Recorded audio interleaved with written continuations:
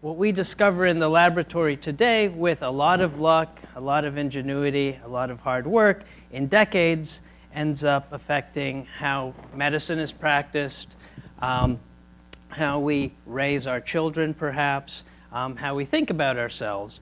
And so that became my challenge. And what I decided to do today in preparing, what I was asked to do, which is come up with 3 trends that will affect our futures that are emerging in the neurosciences. I decided to consult a very esteemed colleague, one who I've never met, but I've heard is truly brilliant. And there are 3 thoughts that I want to share with you. The first one here is all that we are is the result of what we have thought. Okay? It's really worth pondering these 3 thoughts, if you will, these 3 teachings. And I'll try and explain what we know in neuroscience to make the case. So I'm a neuroscientist, I'm biased, and very glad that my colleague suggested this. The mind is everything, and I'll try and make the case that that indeed is the case. What we think we become. Okay? So these are quotes from a prince, Prince Gautama Siddhartha, better known as the Buddha.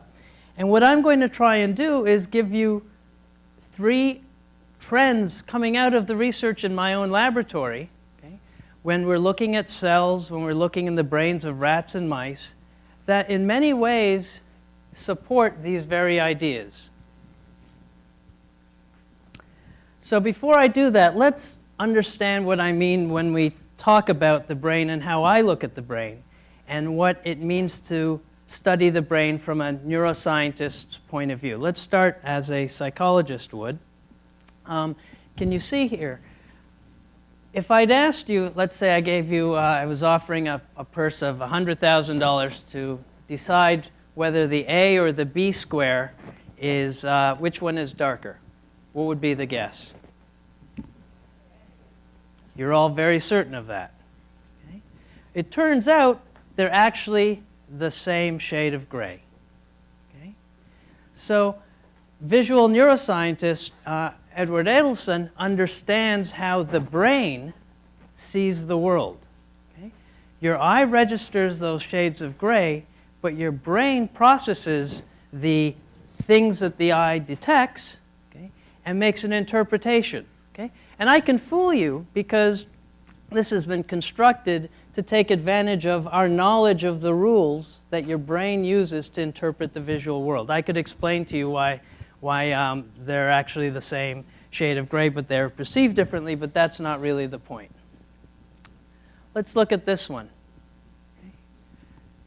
Does everyone see the image? Okay. Does anyone see the dolphins? Okay. Any dolphins? How many dolphins are there?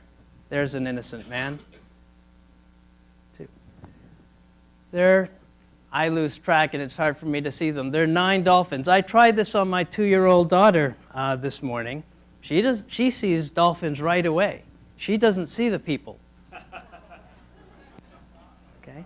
It's said that children, innocents, okay, about the age of 8 or younger, okay, see the dolphins and they don't see the people. Okay? Right? This is an illustration. Not only is your brain hardwired, as in the former case, to perceive the world in a certain way, but your experience determines how you interpret the world. Okay?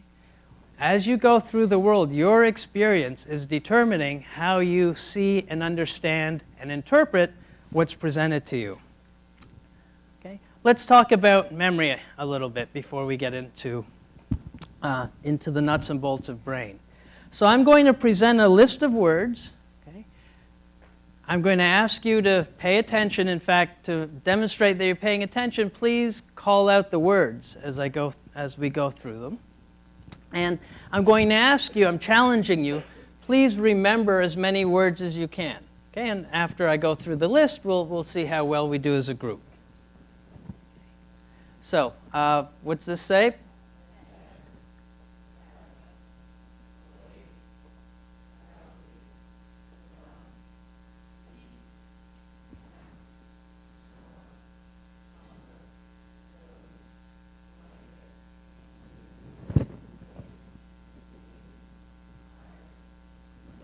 Okay.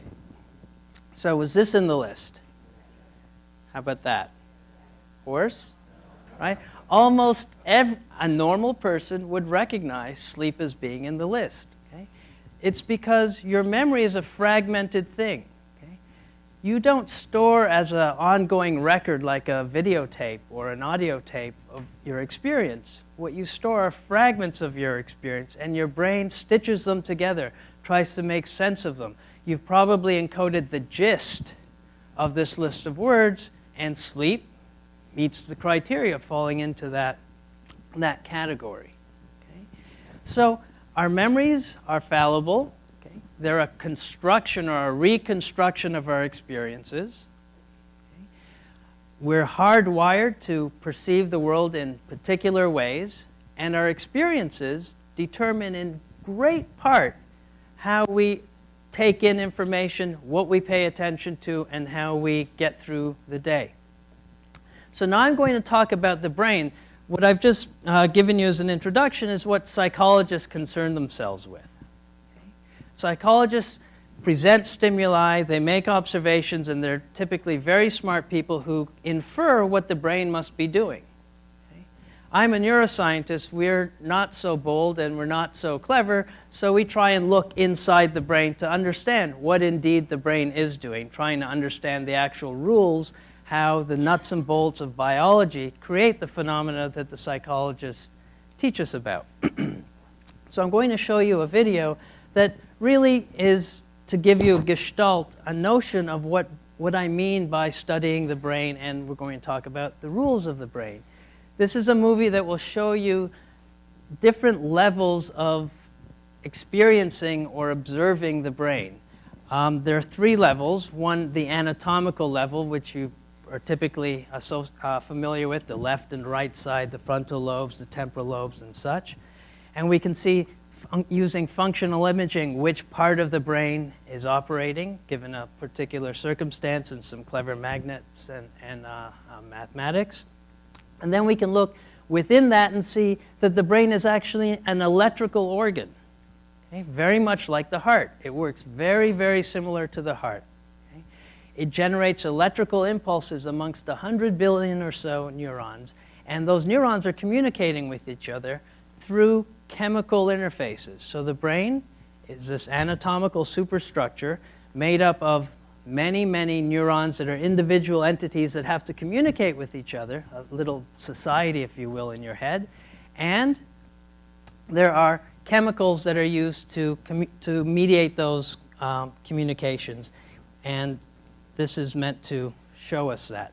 So here we are looking at the front of the brain. We're slicing it. These are false colored images from a functional imaging experiment, kind of thing that you usually see in the New York Times when they talk about the brain. And we can zoom in and with a microscope look, and we can see more and more and more detail. And in fact, what looks like meat is actually made up of these little cells. I don't know if you can see this. Can the lights get dimmed a little bit? And what's being cartooned here is the electrical impulses running up and down the various elements of the brain. There are something like 100 billion neurons within the human brain, and within each neuron is a chemical factory. There are molecules, hundreds and thousands of molecules being generated through the mediation of DNA and RNA and proteins getting embedded in the membrane, and that organizes how the brain does the fantastic things that it does. So, let's now start with a molecular level understanding of one of the things that we've discovered recently in the brain. Okay? Our good friend the Prince suggested that all that we are is the result of what we have thought. Okay? In many ways, that means you're a record of your experience, of what you have attended to, and that defines in many ways who you are. So one of the things that we've done in the laboratory is identify the mechanism by which brains or neurons store the information we call memory. Okay? And I'm going to show you a little video of an experiment that shows that we can erase a memory. Okay? Without breaking the brain, we can simply erase a memory. And the implications of that are quite profound. We're working on trying to erase memories specifically, to identify specific memories. They will become erasable. And in fact, we've even shown that we can enhance them. So this is my favorite molecule. No one's ever seen this molecule. I've never seen the molecule. This is a computer-generated guess as to what this molecule looks like. And the purple part of this molecule is a special part of the molecule that does a particular chemical reaction. And what we can do is we can build another molecule that looks like that purple piece, okay? A fake, if you will. And we call that fake molecule ZIP, zeta inhibiting peptide, because this thing is called protein kinase M zeta. And what we can do is put our fake molecule in, our fake peptide, ZIP, so that it sits in this site and it blocks the activity of this molecule. So it's a very, very tiny molecule. It's invisible to the eye, but neurons make it. And we believe that neurons use this molecule to store the information that you experience in memory. Okay? So whether you like it or not, you have no choice, but you have experienced some of what I've said, and your brain's now different. You've generated, very likely, some PKM Zeta, and you're going to remember, again, whether you like it or not, I'm going to change your trajectory through your future because some PKM Zeta has been made and is going to cause neurons to communicate with themselves, with each other, differently in your brain. And there's very little that we can do about that. But we understand this mechanism, and we can create synthetic molecules that can enhance that process, or undo that process. Undoing is a lot easier. I'll show you an example of an experiment that we did. In this case, can you dim the lights again, please? We've put a rat in a rotating disc. It's running around. This is a camera eye view. And it's just curious. It runs around. It explores the world. What we're going to ask this rat to do is to remember something specific that we can test. And we're going to ask it to remember the part in gray. And it can show us that. It can't speak to us, but it can demonstrate to us that it remembered that part by staying away from it. And we can arrange for it to stay away from there because whenever it entered that red area, the computer turned on an electric shock. Not too bad a shock, but enough to be unpleasant, and so the rat stays away. You'd stay away too. So now we know the rat's acquired a memory. Okay? If we bring the rat back the next day or a month later, it'll stay away. Okay? We've turned off the shock now, okay? But the rat persists in staying away. You can infer that the rat has formed a memory, a place avoidance memory, if you will, and it's using that memory. It's interesting. He made an error there and ran away, but on his own volition from memory. So what happens if you inhibit PKM Zeta with our purple molecule ZIP? That's what happens. Okay. I could go on to show you that this rat has no problem learning again. If I turn the shock on, it's what we did, he learns instantly to form a new memory. But we've simply erased the information that he had acquired from experience. We've changed the person that rat could be. And it's really remarkable. You can't tell the difference between this rat when he was naive, put in the arena the first time, and after the ZIP or memory erasure. Okay? So all that we are is the result of what we have thought. Okay? And on our horizon is the knowledge to make targeted, this was a non-specific memory erasure, but people are working on techniques to make targeted memory erasures, and we've already demonstrated that by adding a virus that creates more PKM Zeta in neurons in a particular situation can improve memory. So imagine you, many of us worry about getting old, I too, and my memory is starting to fail. Perhaps we'll be able to take something or undergo a procedure that will enhance the weak memories that we have, and we don't have to suffer from memory loss. I can imagine many, many scary scenarios around this, but it's on our horizon. The mind is everything. So one of the things you've probably all been taught, I was taught this, was sort of drummed into my head as a teenager and so on. Okay? You don't make new neurons. Okay? Once you're an adult, okay, you're born with neurons. Once you're an adult, you have the complement of neurons that are yours. Okay? That's not true. Every day, all the time, normal people are generating new neurons in at least one part of the brain called the hippocampus. I'm going to show you what those neurons are useful for. And to do that, we have to be able to stop neurogenesis, which we can do in a variety of ways. X-ray irradiation, we've made a genetically modified mouse that allows us to do that. Those new neurons are the black spots up at the top, and they're being born all the time in every mammal we've ever looked at, okay, including people. So we're back to our task. This is a mouse. He's learned to stay away from there. He doesn't want to go there because his feet hurt when he's there. So he has this memory.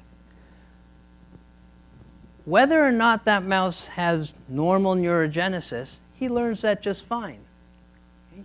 Don't need new neurons to just learn any old thing. But what happens now when we change where the animal has to be? We've asked him to be flexible with what he knows. This is a normal mouse. Okay? And that normal mouse is willing to give up, okay, the conditioned response. What he knows has changed, and he's able to flexibly respond to that and stay away from the new shock zone. Okay? He has many options in the space to move to. This is what happens to a mouse that we have arranged to not have neurogenesis. He's stuck with his original memory. Okay?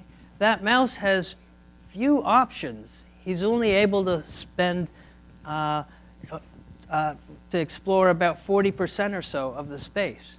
Okay? There's nothing wrong with what this mouse can learn, but he's unable to change his responses in response to changes in the environment. And remarkably, okay, we know a lot about what generates new neurons in human brains as well as animal brains. Chronic stress, that inhibits neurogenesis. Okay? Exercise is a great way to encourage neurogenesis. In fact, every known antidepressant treatment generates new neurons and increases the generation of new neurons. And last, the mind is everything. Let's go. What we think we become. Okay? I'm going to show you something very, very hopeful. Okay? Schizophrenia is a terrible thing. About 1% of the population suffers from schizophrenia. Okay? It doesn't matter where you are, what country, what nation, what heritage, and so on. I won't describe this image. But what we were able to show is to create an animal model of schizophrenia by damaging the brain. The red arrows there show holes in the brain, okay, that were created when a rat was just 7 days old, a neonate.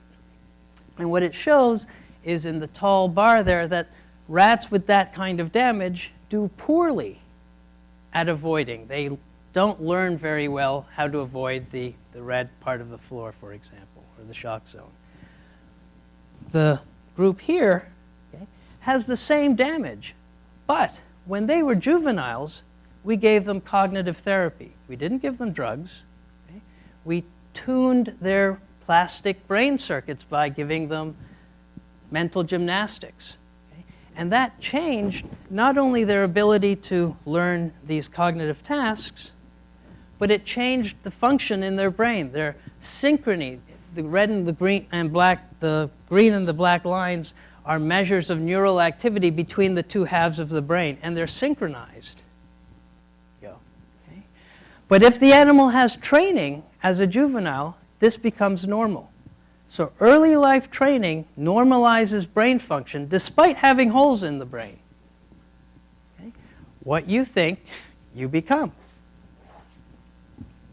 So these are the 3 thoughts that I thought I'd share with you.